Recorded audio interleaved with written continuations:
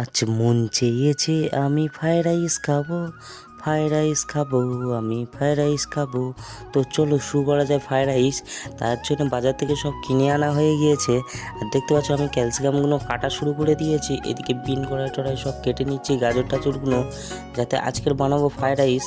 আর যেহেতু আমি কোনোদিন বানাইনি, এই প্রথম বানাচ্ছি, তাই হচ্ছে সব তাড়াতাড়ি আমি আগে থাকতে দেখে নিয়েছিলাম, তাই সব টুকরো টুকরো করে কেটে নিচ্ছি যাতে তাড়াতাড়ি সেদ্ধ হয়ে যায় এইগুলো। আর তাই আমি একা পাচ্ছিলাম না বলে আমার মাও আমার পাশে বসে পড়েছে। আস্তে আস্তে সব কাটা কমপ্লিট। তো দেখতে পাচ্ছ কত সুন্দর সব আস্তে আস্তে কেটেছি, আমি ফার্স্ট কাটলাম।